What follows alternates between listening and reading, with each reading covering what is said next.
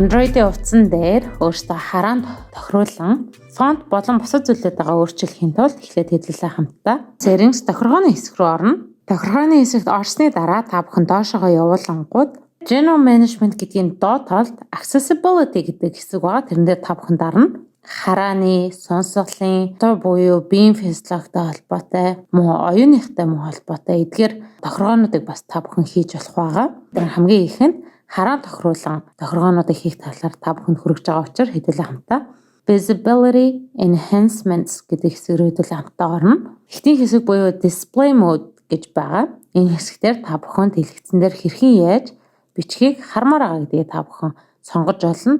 Энэ ундаас та бүхэн сонголтоо хийгээд apply гэдгийг дарахаа бүү мартаарай. Энэс доошоо colors and clarity гэдэг хэсгээр хэдүүлээ хамтаа high contrast fonts гэдгийг дарах юм бол тухайн фонтууд маань илүү тодорч гарч ирэхэд та бүхэн харна. Үүнтэй адилхан keyboard-уудаа та бүхэн бас тодруулж болно. Энэ дээр жишээлбэл хар дээр шараар keyboard-ыг гаргаж ирэх гэсэн сонголт та бүхэн дээр гарч ирж байна. Мөн highlights buttons гэдэг дээр зарим бас харагдахгүй байх жижигэн товчлууруудыг та илүү highlight буюу тодруулах боломжтой байгаа. Хэрвээ өнгө ялгарах чадваргүй байгаа бол color inversion гэдэг хэсгийг та бүхэн идэвхжүүлээд дэлгэцэн дээр харж байгаачлаа өнгө маань бол өөрчлөгдөх байгаа. Remove animations гэсэн хэсэг байгаа. Магадгүй та бүхэн энийг хараад анимашн одоо болгоод юм уу тэрийг удаашруулах ямар шаардлагатай юм бэ гэж бодож ивэл 1997 оны 12 сард Pokemon анги гаргахдаа тэрэн дээр 1 минут нь маш олон удаа гэрэл анивчуулсан болон хөдөлгөөнд оруулснараа асар олон хүүхэд болон том хүмүүс эмнэлэгт хүрэхтсэн тохиолдол гарсан байдаг байгаа. Энийг epilepsy гэж нэрлэдэг бөгөөд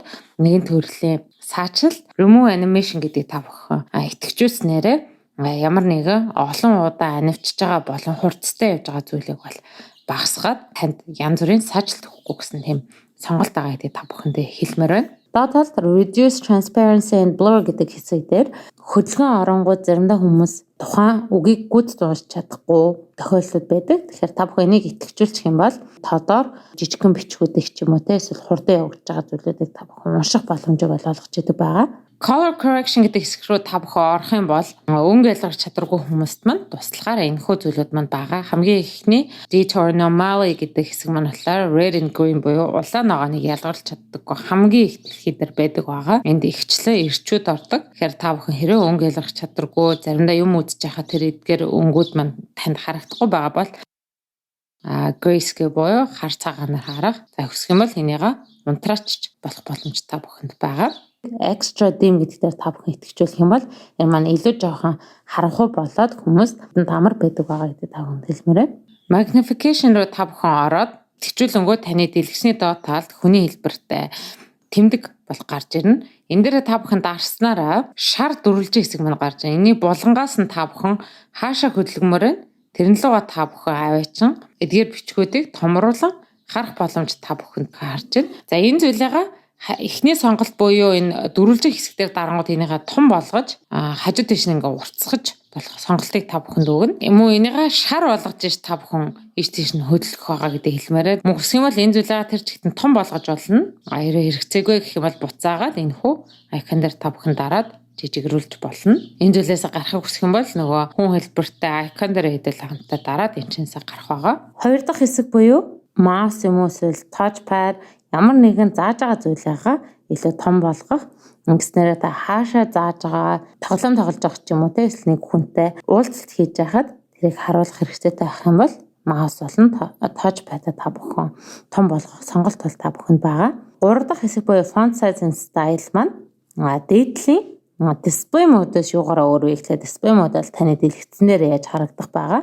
Харин font size and style гэдэг маань та бүхэн өөртөөхөө текст буюу нэгэндээ мессеж чиж байхдаа мөн вебсайт руу ороод мэдээлэл уншиж байхдаа ямар харагдах вэ гэдэг та бүхэн энэ чинээсээ хэр том байх вэ гэдгийг хүснээрээ сонгож олно. Хамгийн томдоо Android бол ийм хэсэгтэй хамгийн багадаа иймэрхүү харагдахаар та бүхэн энэ дундаас өөртөөхөө хүсэлтээр бол та бүхэн сонголтоо хийж болно. Хамгийн сүүлийн хэсэг буюу screen zoom гэдэг хэсэг байгаа. Энэ зүйл маань одоо яг энэ дэлгэцэн дээр харж байна хүнтэй хоорондоо текст бичиж байхад энэ зүйлийг дэлгэцэн дээр хэр том харагдуулмаар байгаа мөн бага байлгамаар байгаа гэдэг та бүхэн сонгох боломжтой байгаа. Өөрөөсөө нүдний аль байдлаар уншвал танд амар вэ гэдгээр нь та бүхэн сонгоорой. Өнөөдөр хэрхэн Android утсан дээр өөртөөхөө нүднийхээ хараан тохируулан тохиргоонуудыг өөрчилж болдог талаар та бүхэндээ хүргэлээ. Үүнтэй холбоотой асуулт байвал энэ найдан дээрч тег гэсэн аль ч сошиал платформ та бүхний өмнө нээлттэй бөгөөд энэхүү бичлэгийг хэрэгцээтэй хүмүүст нь харангуй тараад манай видеосыг subscribe дарахаа та бүхэн бүү мартаарай. Ингээд дараагийн дугаар хүртэл түр баяртай.